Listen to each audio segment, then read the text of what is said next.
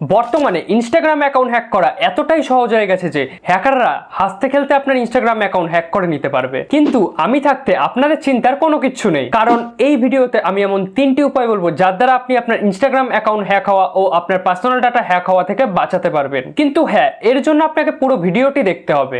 তো তার জন্য প্রথমে আপনাকে ইনস্টাগ্রাম অ্যাপটি ওপেন করে নিতে হবে, এরপরে প্রোফাইলে ক্লিক করতে হবে। তো এই অ্যাকাউন্টটি হলো আমার এডিটর বন্ধুর অ্যাকাউন্ট, আপনারা যদি চান তো ফলো করতে পারেন অ্যাকাউন্টটিকে। তো তারপর আপনারা আপার সাইডে যে 3 লাইন দেখতে পাচ্ছেন সেখানে ক্লিক করবেন। তো তারপর কিছুটা নিচে গেলে এখানে লেখা থাকবে ওয়েবসাইট অ্যান্ড পারমিশন বলে, এরপরে ব্রাউজার সেটিং ওপেন করে নেব।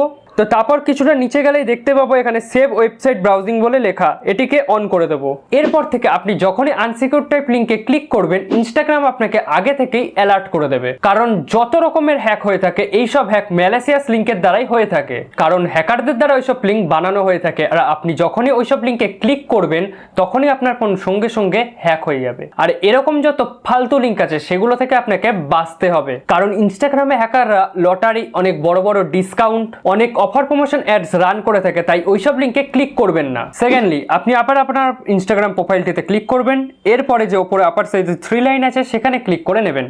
এরপরে অ্যাকাউন্ট অ্যান্ড সেন্টারে চলে যেতে হবে, তারপরে যেখানে লেখা আছে পাসওয়ার্ড অ্যান্ড সিকিউরিটি সেখানে ক্লিক করার পর 2 ফ্যাক্টর অথেন্টিকেশন বলে যে অপশনটি আছে সেখানে ক্লিক করে নিতে হবে। এরপরে ইনস্টাগ্রাম চুজ করে নেব, তারপরে যেখানে 2 ফ্যাক্টর অথেন্টিকেশন আছে এটিকে নেক্সট করে অন করে নেবেন আপনারা আপনাদের মোবাইলে। তো এটা শুধু ইনস্টাগ্রামের ক্ষেত্রে নয়, আপনার প্রত্যেকটা সোশ্যাল মিডিয়া অ্যাপের ক্ষেত্রে ও আপনার জিমেলও 2 ফ্যাক্টর অথেন্টিকেশনটি অন করে রাখবেন। আর আপনি যদি আপনার জিমেলকে হ্যাক হওয়া থেকে বাঁচাতে চান তার জন্য আমার এই চ্যানেলে ভিডিও আপলোড করা আছে, আর আপনি যদি ফেসবুকে দেখে থাকেন তো পেজটিতে ভিডিও আপলোড করা আছে, ডেসক্রিপশন বক্সে লিংক দেওয়া আছে, সেখান থেকে গিয়ে আপনারা দেখে নিতে পারেন ভিডিওটি। তো আপনি যদি 2 ফ্যাক্টর অথেন্টিকেশন অন করে রাখেন, সেই ক্ষেত্রে আপনার ধরেন পাসওয়ার্ডটাকেও জেনে গেছে, তো সে তার ডিভাইসে যখন লগ ইন করবে তো আপনার কাছে তুরন্ত নোটিফিকেশন চলে আসবে যে আপনার অ্যাকাউন্টটি অন্য কেউ লগ ইন করছে। তো সাথে সাথে আপনি তখনই আপনার পাসওয়ার্ডটি চেঞ্জ করে আপনার যে কোনো সোশ্যাল মিডিয়া অ্যাপকে সেভ করে নিতে পারবেন। থার্ড পয়েন্ট হলো পাসওয়ার্ড। একটি রিসার্চের মাধ্যমে জানা গেছে যে 75% মানুষ খুব সহজ সরল ও আর নয় বড় ধরনের একটি সহজ পাসওয়ার্ড দিয়ে থাকে, যেমন ধরুন 000111। কেউ এমনও বা করে তার জায়গার পিনকোড দিয়ে দেয়, আবার কেউ কারোর ডেট অফ বার্থ দিয়ে দেয়। তো এরকম যত আপনারা সহজ পাসওয়ার্ড রাখবেন আপনার সোশ্যাল মিডিয়ায় হ্যাক হওয়ার চান্স ততটাই বেড়ে যাবে। তো